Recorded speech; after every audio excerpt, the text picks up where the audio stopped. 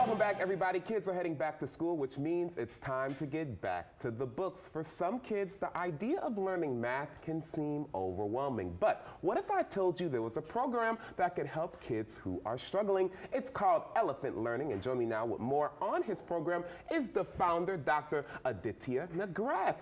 Please help me welcome him to the show, everybody. How are you feeling? Hi, thank you for having me. Thank you so much for coming on, and I am so glad that there's a program like this because growing up, I definitely struggled with math. And one of the goals of your program, Elephant Learning, is to help overcome mathematics anxiety. How prevalent is that here in our country? Well, almost half of first and second graders report math anxiety, and almost half of everyone reports math anxiety.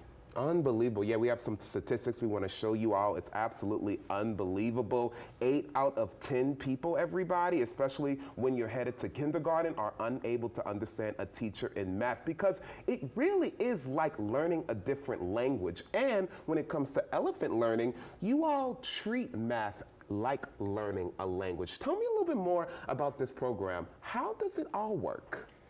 Well, so we focus on teaching mathematics as a language, and the way that I like to describe that to parents is like when you're teaching the colors, you have to show a student red things in order for them to infer that you're talking about the color red. Mm-hmm. With mathematics, you got to show them quantities of things for them to understand that the number is referring to the quantity.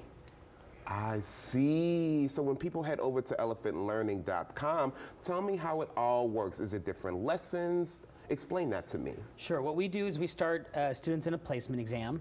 Mm-hmm. We cover from counting through algebra, so we find out what is their level of understanding right now so that we can build on top of it, because mathematics builds on top of itself. So you can't understand what multiplication is if you don't have a strong understanding of addition. And so therefore, what we do is we got to find that initial level, and then we start building you up from there with the activities that are already known to teach these concepts as a language. That's very fascinating to me. So I'm curious, like, is it set up when you go and sign up? Do you put like, I'm a second grader, I'm a fifth grader, and then it helps you kind of learn different lessons that you would learn in that grade level? Yeah, so what you would do is you'd say, my student's 7 years old, and then based on the age, we're choosing a placement exam that starts behind the student and catches up to them. Mm-hmm. The reason why is because the delivery of those activities feels like a puzzle game. And so what we want is we want them experiencing success coming into the system. That builds confidence. And then as we find their level and they start to answering correctly, that's then where our system is going to figure out like which activity do we show them. And we do that using these adaptive algorithms. So we're able to find what is the idea that they're missing, and then deliver that to them. Now, who is doing these lessons? Who are creating these activities? Yeah, well, those were created by us and our team. It was another PhD in mathematics that helped me build the curriculum. And the focus was, can we catch the student up to the language of the teacher in the classroom? So like in first grade, you might learn a lot of things like time or money or etc.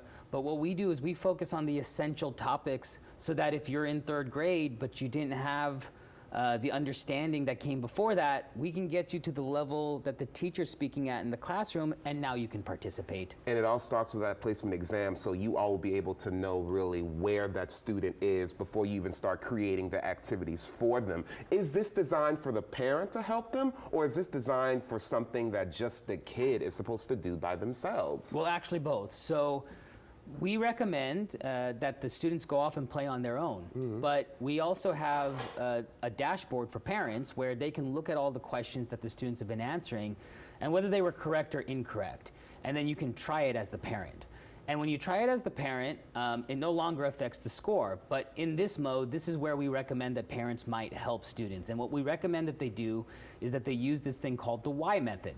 So because we're focusing on the language, what we do is we ask the student, why do you think that's the right answer? So they might answer incorrectly, and then you say, well, why do you think that's the right answer? And when the student answers, you're going to be able to see what is it the idea that they're not getting, and then either provide a hint or provide the clarification or definition for the idea so that they can get it. And when it comes to using a platform like this, how often should parents be using this for their kids? And moreover, what's been the success of Elephant Learning? So we're effective in 10 minutes a day, 3 days a week. What we found is that over the course of 3 months, on average, students will learn about 1.5 years of math if they use it just 30 minutes per week. Really? So no matter what they're learning, if they can get on it for maybe 10 minutes a day, they actually can be more effective in their mathematics learning? That's right, yeah.